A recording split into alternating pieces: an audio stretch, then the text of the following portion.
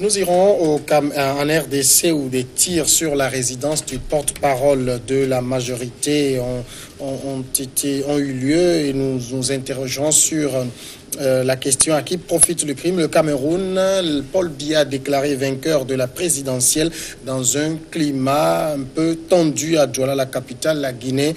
Busso, le recensement électoral, l'opposition dénonce le manque de transparence. Et puis, le Togo, présumé enrôlement des mineurs, est-ce de la fiction ou la réalité? Autour de moi pour débuter, Dimas Dikodo, directeur de publication de Forum de la Semaine. Dimas, bonsoir. Bonsoir Samuel, bonsoir à toutes les téléspectatrices et à tous les téléspectateurs. David Djagbavi, togosite.com, bonsoir David. Bonsoir Samuel, bonsoir Dimas, bonsoir à tout le monde. Le porte-parole de la majorité en République démocratique du Congo a déclaré que sa résidence à Kinshasa avait été la cible de tirs nourris par des inconnus à 2 mois des élections générales très attendues dans le pays. Vers 1h du matin, ma résidence a été la cible des tirs nourris des personnes armées non encore identifiées qui roulaient à bord d'une voiture de marque IST, a déclaré André Alain Atundou. Personne n'est blessé, mais les dégâts sont importants. La toiture est endommagée et mes 2 véhicules sont criblés de balles. Dimas, est-ce que la tension commence par monter dans le pays à quelques semaines de la présidentielle? On peut le dire ainsi. Quand il s'agit des coups de feu, on peut considérer que c'est la tension qui monte. Mais, faudrait-il s'interroger sur le mobile réel de cette attaque qui n'a visé que des voitures et la toiture. Alors, en politique, tout est possible. Tout ce qui s'est passé là-bas peut amener à poser un certain nombre de questions. Et on serait plus situé avec la réaction du gouvernement. C'est à l'aune des mesures prises par après qu'on va juger réellement de l'origine de ces attaques-là. Sinon, se lever maintenant et dire que des gens quittent leur maison, cherchent des arbres, des fusils, pour aller attaquer uniquement les véhicules et la toiture d'un leader politique. Non seulement un leader politique, c'est un géant de l'appareil d'État. De l'appareil d'État, non seulement ça, économiquement, il est le patron d'un grand groupe. Le conseil d'administration de la Société nationale d'électricité. D'électricité aussi. Et donc, se lever et ne vouloir rien prendre à la maison pour qu'on parle de vol, sa personne n'est pas visée. Pour qu'on puisse parler d'un attentat réellement politique. Mais ici, on a seulement criblé ces 2 véhicules de balles et de toiture. Bon, on veut voir réellement après si... Je ne voudrais pas dire autre chose. David, est-ce qu'il faut prendre cela au sérieux ou c'est une sorte de mise en scène? Je pense que Kabila a encore beaucoup de choses, beaucoup de messages à faire passer au sein de l'opinion congolaise. Il n'est pas encore parti, il est encore au pouvoir. Et donc, s'il met en garde ceux qui vont tenter de perturber l'ordre normal des choses avant les prochaines élections, quand on sait la tension qui règne actuellement dans ce pays, c'est une tension qui est palpable tous les jours. Il a déjà réussi à faire partir des grands opposants qui pourraient lui créer des ennuis si tant est que leur dossier avait été accepté par la commission qui s'occupait de la réception de ces dossiers. il a réussi donc à faire partir ses grands opposants. Et donc, ceux qui sont restés, qui ont été autorisés à participer à ce scrutin, doivent comprendre à travers ce message que les choses ne vont pas se passer aussi facilement pour eux tous. Parce que Kabila, on sait un peu le jeu auquel il s'adonne depuis un moment avec la nomination de son vice-président, de son ministre, de son ancien ministre, qui a été fait dauphin constitutionnel de Kabila. Il a envie de partir, mais en laissant encore au sein de l'appareil gouvernemental son homme sur qui il peut compter. Parce qu'au-delà de tout, Kabila a été forcé de partir, d'abandonner son désir de s'accrocher au pouvoir en faisant changer la constitution.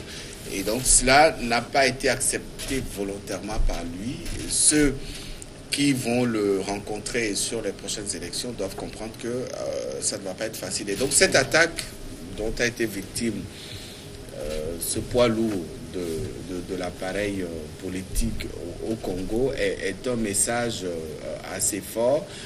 Je pense que c'est un message qui va à l'endroit de toute la classe, de toute l'opposition, de tous les détracteurs de Kabila.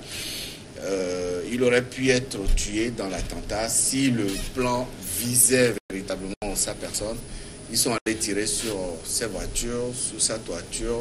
C'est un message qu'il ne faut pas banaliser, c'est quand même assez profond. Mais dis-moi, si on doit considérer cela quand même comme une tentative d'attenter à la vie de quelqu'un, à qui profite ce crime-là?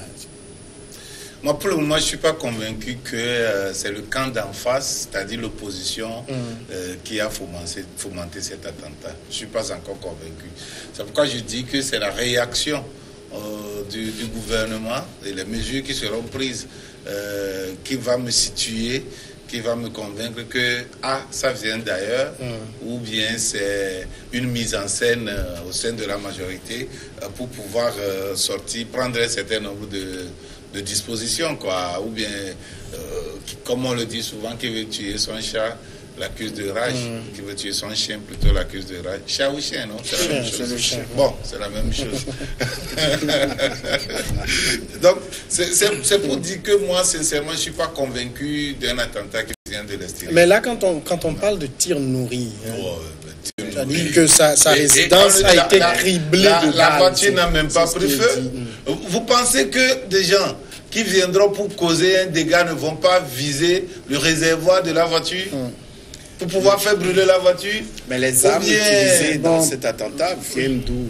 Mais c'est ça, c'est ça. Et vous ne pensez pas que c'est aussi facile que ça, que le gars, le géant minier là, celui qui est au sein de cet appareil de l'État, toi-même tu viens de dire tout de suite ici que la tension est palpable en RD Congo.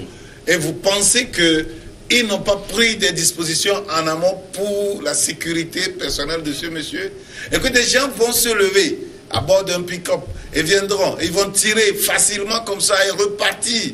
Et ça, non. Les sécurités en RDC aujourd'hui est un... Ouais, pour un citoyen lambda. Oui. Pour un citoyen lambda comme ça, il peut ne pas avoir un dispositif sécuritaire autour de lui pouvant dissuader ces genres d'attaques. Mais on me dit que le porte-parole de la majorité même, sachant la tension qui sévit dans le pays, on va le laisser comme ça et les gens viendront passer sous silence la suspicion qui est constatée au sein de l'entourage même de Kabila, parce que ici on parle c'est une question d'intérêt.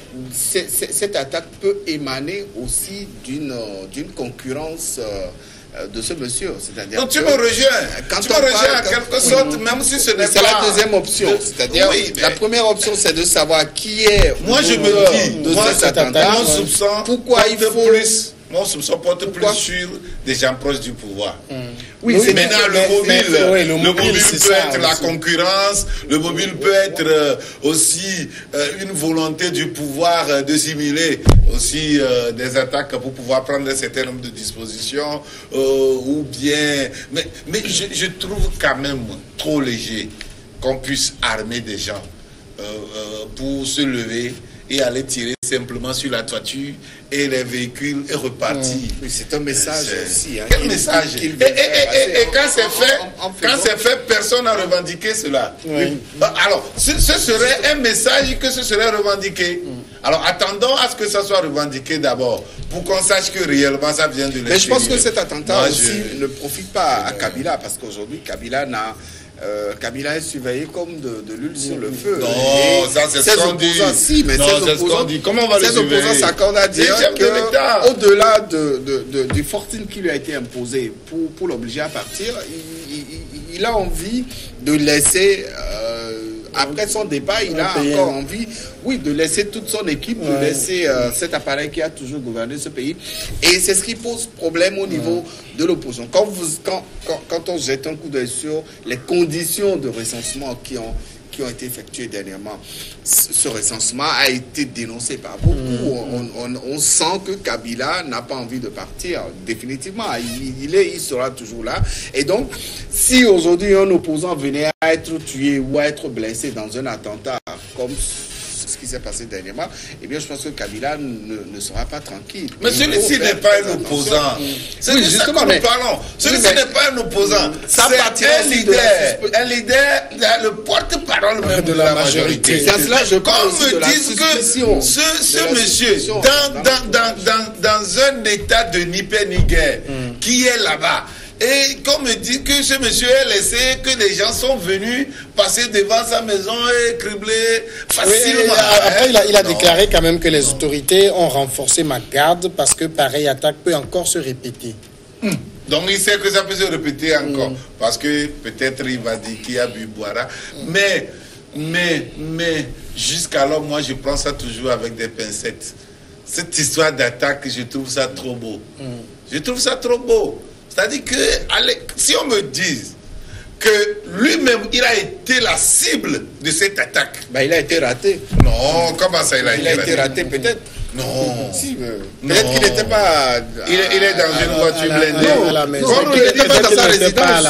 Domicile. Et que les calculs qui ont été faits par les attaquants n'ont pas donné les résultats. Ils sont allés, ils n'ont pas vu. Ils n'ont pas tiré sur la maison. Mais ils ont tiré sur sa voiture. Sur la toiture. Ils ont tiré sur la toiture. Personne n'est blessé, mais les dégâts sont importants. La toiture est endommagée et mes 2 véhicules sont criblés de balles. Criblés de balles. Combien de tirs? C'est des fusils, c'est des armes légères. Ce n'est même pas une bombe. Combien de tirs peut rester là-bas, peut endommager sa toiture et sa voiture? Non, David, ça c'est trop beau. C'est trop beau. Les armes qui ont été utilisées dans cette attaque